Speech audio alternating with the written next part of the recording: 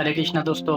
आज मैं जिस विषय पर चर्चा करने वाला हूँ वह है कि हम ब्राह्मण को, एक सच्चे ब्राह्मण को हम कैसे पहचान सकते हैं। तो घबराइए मत, ये कोई रूढ़िवादी या पारंपरिक डेफिनेशन मैं आपको नहीं देने वाला हूँ, बल्कि ये भगवद गीता के 18वें अध्याय के 42वें श्लोक में जो भगवान कृष्ण ने स्वयं ब्राह्मणों के गुणों का वर्णन किया है उनके आधार पर मैं करने वाला हूँ। तो कोई भी व्यक्ति अगर अपने आप को ब्राह्मण कहता है तो उसके अंदर निम्नलिखित 9 गुण होने चाहिए।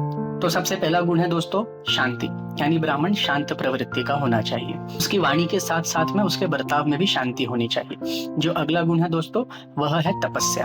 एक ब्राह्मण के अंदर तपश्चर्या होनी चाहिए, मतलब शास्त्रों का पाठ करना एक तपस्या है। महामंत्र हरे कृष्ण कृष्ण कृष्ण हरे हरे, हरे राम राम राम हरे हरे। तो इस महामंत्र के माला करने को भी आप तपस्या कह सकते हैं। ऐसा नहीं कि बस उठा खाया पिया चला, हवन हवन पूजा कराया, घर पे आया खाया पिया सो गया, ये नहीं। तपस्या ब्राह्मण के अंदर होनी चाहिए। जो तीसरा गुण है दोस्तों ब्राह्मण के अंदर वह है आत्मसंयम, यानी उसके अंदर संयम होना चाहिए। संयम यानी पेशेंस होना चाहिए उसके अंदर में। तो वो उत्तेजित जल्दी से ना हो जाए, अपने ही आप में मन में आनंद की अनुभूति उसे होती रहे। ये ब्राह्मण का एक सबसे इम्पोर्टेंट गुण है। जो चौथा गुण है वह है पवित्रता।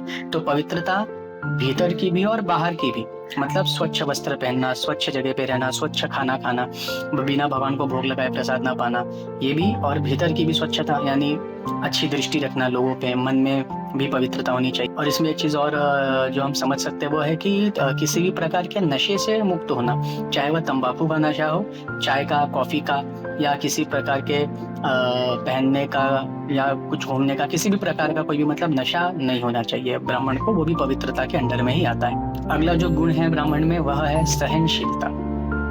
तो ब्राह्मण सहनशील यानी टॉलरेंट होना चाहिए, ठीक है। अगला जो गुण ब्राह्मण के अंदर है वह है ईमानदारी। तो ब्राह्मण ईमानदार होना चाहिए, घर में भी और बाहर भी, हर कार्य में, चाहे वो छोटा सा कार्य हो या बड़ा सा कार्य हो। यदि उसके अंदर ईमानदारी नहीं है तो ब्राह्मण कहलाने के लायक नहीं है। जो अगला गुण है ब्राह्मण के अंदर वह है ज्ञान और बुद्धि। तो ब्राह्मण ज्ञानी और बुद्धिमान दोनों होना चाहिए। ज्ञानी होगा तभी तो वो भगवान की सेवा में जो भी वह कथा कह रहा है, यज्ञ करवा रहा है या कोई भी अनुष्ठान करवा रहा है वह सही तरीके से करवा पाएगा। तो ज्ञानी और बुद्धि होना भी ब्राह्मण के लिए एक आवश्यक गुण है। और जो आखिरी गुण है ब्राह्मण के लिए वह है धार्मिकता। तो ब्राह्मण धार्मिक होना चाहिए। ऐसा नहीं कि खुद तो वो पूजा पाठ अनुष्ठान वगैरह कराता लेकिन स्वयं भगवान के शरणागत अभी हुआ नहीं। तो धार्मिक होना भी ब्राह्मण के लिए एक आवश्यक गुण में आता है।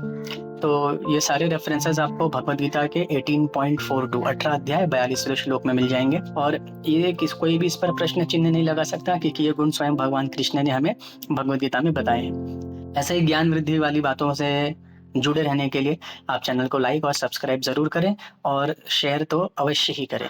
हरे कृष्णा।